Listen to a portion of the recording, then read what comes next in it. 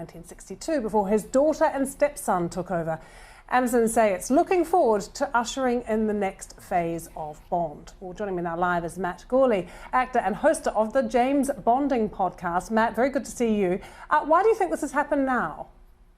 You know, it seems reportedly through the Wall Street Journal that there were a lot of creative differences. I think most people in the Bond fan community were surprised to hear that Barbara Broccoli and Michael Wilson gave it up. But when you hear it was a hefty $1 billion payout, reportedly, then you start to understand, I guess, why this may have happened today. That could lead, to a little bit of understanding for that decision. Would you do it? I'd do it. Yeah, absolutely.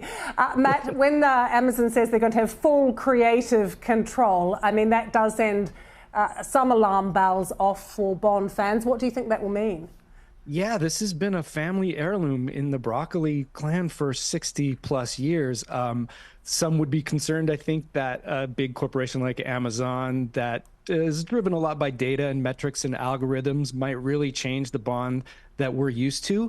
The executives they have in place have a lot of respect for filmmaking. They did Fury Road, Barbie. We're talking about Courtney Valenti, Scott Stuber. So there is reason to hope that these people will steward these on to keep the quality up. I think the quantity is going to rise quite a bit. I would imagine we'll start seeing Bond TV, other types of media for Bond, and probably more frequent films. That would be my guess. Does that worry you, though, Matt, that if we see that, it's going to dilute the mystique and appeal of Bond? As a fan, and I consider myself a lover of the franchise, not an expert, I would rather quality over quantity. I think there's a cautionary tale in the quote unquote marvelization of franchises right now in looking for too big an arc. I would love to see them get back to the old days of Bond where it was just an episodic one-shot story, you know? What did you think of the Broccolis, ultimately? I mean, they had all of this power. They obviously have a love for Bond, but do you think that they were the right people to sort of steward him through these years?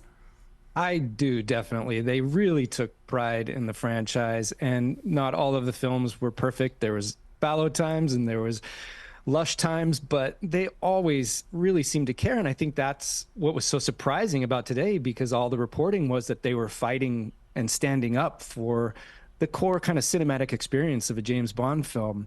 So we will see, but it's kind of a sad day for people that love the Bond franchise and really know the ins and outs of it, to think that this thing that's been controlled for the most part by one family for 60 plus years is over. Matt, I'm going to get to the big question, the one you're probably asked all the time, the one we've been discussing in the newsroom today. You know what's coming. Who should be the next Bond? Well, if it were up to me, Lucy, here's what I would do. I would do a series of one-off films that take place in different periods. So Michael Fassbender in the original 50s Bond, Idris Elba in a 90s Bond, and, just play with it. We've seen an overarching story. We've seen one-offs that are kind of chronological. Maybe this is a chance for Amazon to play with the period and the setting and the actors, and you don't have to sign an actor to a 10-year contract where they go from too young to possibly too old. You could just have fun with them one at a time and in different eras. There's no reason you couldn't play with it. I still don't have a name from you, though, Matt. You must have a few actors in mind. I said Michael Fassbender. Oh, Michael Fassbender. Okay, fair enough. Idris Elba.